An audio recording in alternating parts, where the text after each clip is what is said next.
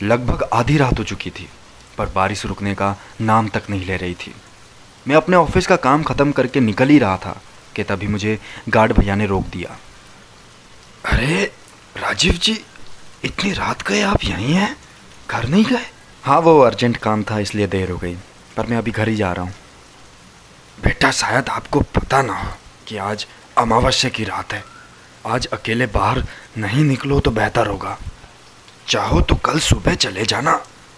अरे क्या बात कर रहे हो गार्ड भैया, कल सुबह ऑफिस भी तो आना होगा मुझे। बेटा, बात मानो मेरी, चाहो तो कल सुबह चले जाना। घर पे कुछ ज़रूरी काम है भैया, जाना तो पड़ेगा। तो एक काम करो, कुछ देर रुक जाओ। अभी कुछ देर में मेरी ड्यूटी ख़त्म हो जाएगी, फिर हम साथ चले जाएंगे। अरे भैया, काफ़ी देर हो जाएगा मुझे, और कल सुबह मुझे वापस भी तो आना है। मैं निकलता हूँ। आखिरी बस आती होगी, अगर वो छूट गई तो दिक्कत हो जाएगी। चलो, गुड नाइट। बेटा रुको, देखो मैं जानता हूँ कि आप मुझसे ज़्यादा पढ़े लिखे भी हो और इन सब बातों पे आपको भरोसा भी नहीं होगा, पर फिर भी ये अपने साथ रख लो। ये क्या है? माता का अंगार है, मेरी पत्नी ने मुझे दिया था। ये अपने साथ रखो। अरे भैया, ये क्या आप भी? बेटा बात मानो, बस इसे अपने साथ रख लो। ठीक है, लाओ। मैंने वो पोटली अपने जेब में रख ली और मैं वहाँ से निकल गया। बारिश बहुत ज़्यादा होने के कारण आसपास कोई भी नहीं दिख रहा था। मैं वहाँ खड़ा अकेला बस का इंतज़ार करने लगा। वहाँ पर मूसलाधार बारिश हो रही थी, कोई भी दिखने को तैयार नहीं। थोड़े समय इंतज़ार करने के बाद मुझे ऐसा लगा कि शायद आखिरी बस भी वहाँ से निकल चुकी है, और तभी मुझे मेरी दाईं तरफ एक आदमी दिखा।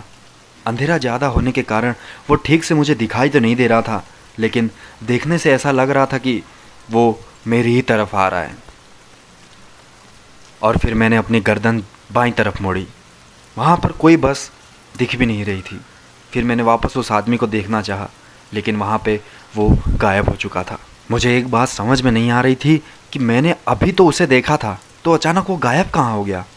मैं ये सोच ही रहा था कि तभी मुझे सामने से एक कैब आती हुई दिखी, और मैंने वो कैब को रोकने के लिए इशारा किया, लेकिन वो कैब मुझे बिना देखे आगे निकल गई।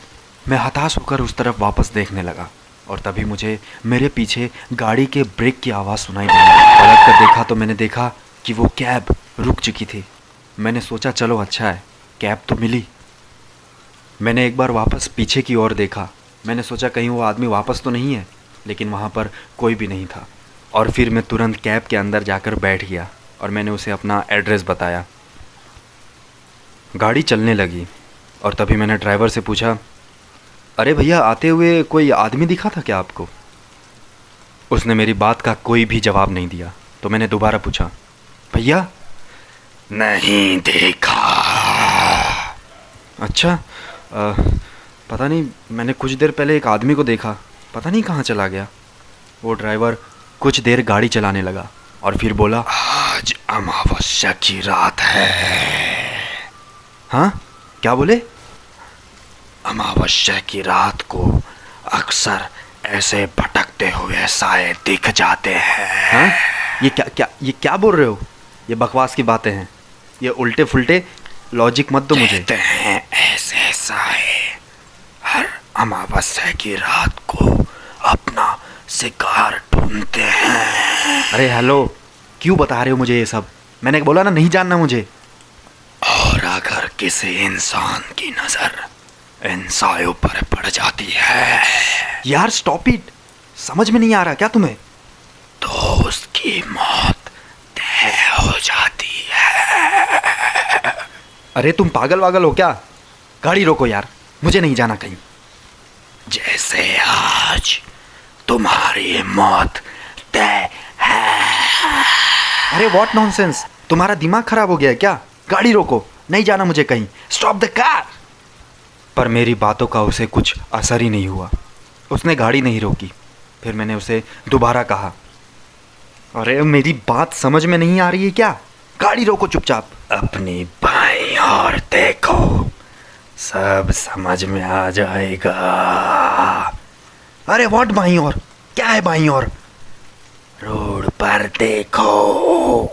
उसकी बात सुनकर जब मैंने रोड पर देखा तो वहाँ पे मुझे एक आदमी दिखाई दिया जो कैब ड्राइवर ही लग रहा था, पर अंधेरी की वजह से मुझे उसका चेहरा ठीक से दिखाई नहीं दे रहा था।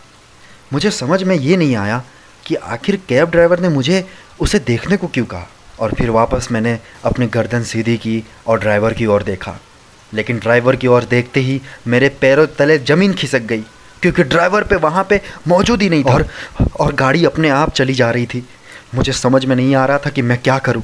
और तभी अचानक ज़ोर से ब्रेक लगा। मेरा सर ज़ोर से उस सीट पर जाकर लगा और मैंने देखा कि ड्राइवर मेरी तरफ देख रहा है और उसने मुझसे कहा, साहब, अरे वो साहब ठीक हो ना?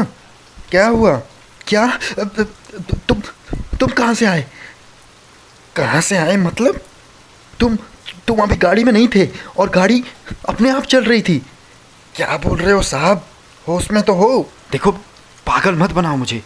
अभी तुमने मुझसे कहा कि आज मेरी मौत तय है और फिर तुम गाड़ी से गायब हो गए। कैसी बातें कर रहे हो साहब? भला मैं आपसे ये सब क्यों कहूँगा? अरे साहब छोड़ो, रहने दो। लगता है पक्का आपने कुछ नशा किया है। आपकी सोसाइटी आ गई है, मेरा भाड़ा दो और आप चले जाओ। उस ड्राइवर की बात पे मुझे अब भी विश्वास नहीं हो रहा था। जो मेरे साथ हुआ वो मेरा वहम था या कुछ और। मैंने उस बात को ज़्यादा नहीं बढ़ाया और मैं वहाँ से चला गया। और अगली सुबह जब मैं डाइनिंग टेबल पर बैठा था तब मुझे अपने जेब में कुछ महसूस हुआ। मैंने देखा तो पता चला कि वो तो एक माताजी का अंगार था, पर अब उस पोटली का रंग काला हो चुका था। मुझे अब समझ में नहीं आ रहा था ये काला कैसे हुआ। अगले रात को तो ये लाल था। और तभी मुझे अपने एक ऑफिस कलीग का कॉल आया। हेलो, कहाँ पर है? घर पर हूँ, बस ऑफिस के लिए निकलने वाला हूँ। क्यों? अरे वो ऑफिस आते समय वो पुराना कंपनी है ना, वो वाला रास्ता पकड़ के शमशान आ जाना। क्यों, क्या हुआ? अरे वो गार्ड भैया थे ना, उनका कल रात को एक्सीडेंट हो गया और उनकी मौत हो गई। और तू जल्दी जल्दी आ जाना, ठीक है? अपनी कलीग की बात सुनकर मुझे विश्वास नहीं हो रहा था कि ये हो कैसे सकता है। तभी मेरी नज़र उस पोटली पे गई जो गार्ड भैया ने मुझे दी थी और मेरी आंखों के सामने सब साफ हो गया कि अगर उस रात मेरे पास ये पोटली नहीं होती तो आज मैं जिंदा नहीं होता।